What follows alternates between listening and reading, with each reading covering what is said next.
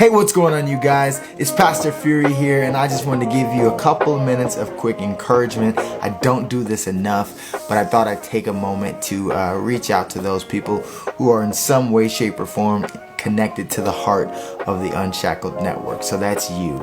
And hopefully this couple minutes is going to be an encouragement, as I feel like the Lord spoke it into my heart as an encouragement to me. I just want to pass it on to you guys. And I miss many of you. I don't get to see you guys enough, so hopefully this helps a little bit. But for those of you who don't know, my day job is I am an educational support. My job is an academic advisor, but I really am someone who is a support system for the different alternative schools that we have throughout the nation. And I connect with, 30 to, actually, I guess now, I really reach out to all the different leaders, so like over 100 something different leaders throughout our country.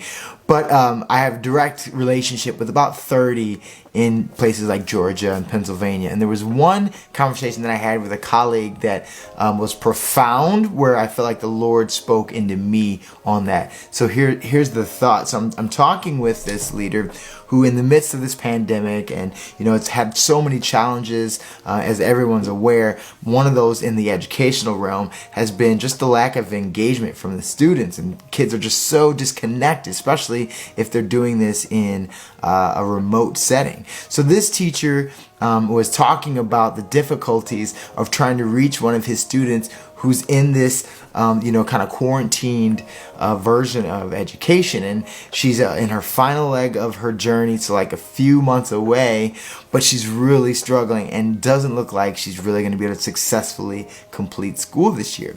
And so he's calling me and he's asking, first and foremost, is this common right now in this year? Like, there are so many people who are struggling, and I was able to encourage him, yes, you're not alone. There's something about knowing that you're not alone in the midst of the difficulty, that there are other people having a difficult time too. That solidarity, that unity allows you to know, that community of people dealing with that pain allows you to know that you won't suffer, in solitude, so there's something about that. So I got to encourage him in that. But then here's the thing that was surprising to hear, and was a big encouragement that I was able to provide, I believe. He then said to me, so I'm trying to debate on like how much to push with this girl, and should I reach out to her more and try to encourage her to attend more, to catch up with her assignments, because it really just looks like she's going to be done, or do I just let it go and say, you know what, it's happening a lot of places, it's just what it is this year, let's call it a day and we'll start clean next year. So when I said that, I was struck, and I just let him know. And here's what you guys may not know. In the alternative school world, most of the students that we deal with are students that, for one reason or another, it wasn't working out at the public school. This student in particular, I believe, had like a baby not too long prior to this, and so she's in a unique situation where schooling is a challenge, right? And I said, most of these students that we see, for them, we're like the singular voice that's telling them, we believe in you. You can do this. Like, there's hope for more after this. Right? We're the one voice in their corner that's supporting them and strengthening them. And that's actually the sweet spot that we have. That's why we have success, because we are that voice. And I reminded him, so what happens when you're no longer that voice for her? If you, the voice of, I believe in you, the strength that you've got, I think you can do this, come on.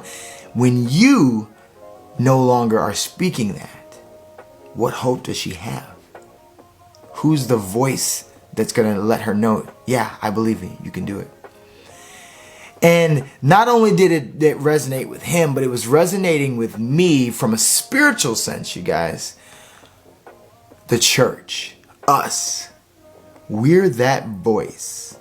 The world is that student, right? The one that God so desperately is trying to reach, not trying, like he's reaching, he's using his church to speak life into, right? To call to better things, to challenge, to hold accountable, to strengthen, right? All of those things, like we're the voice of hope.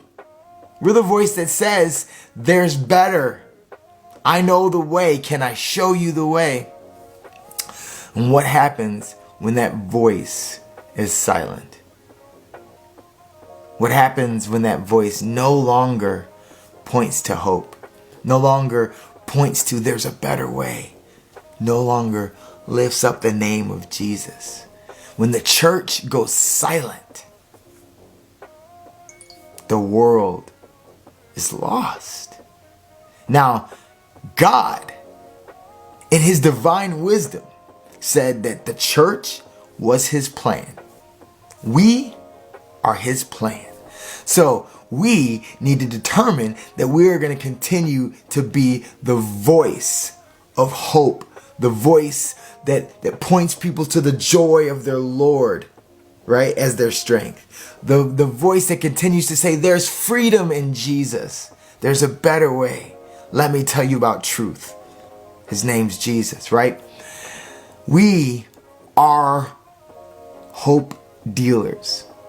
And here's the truth. You better get high on your own supply.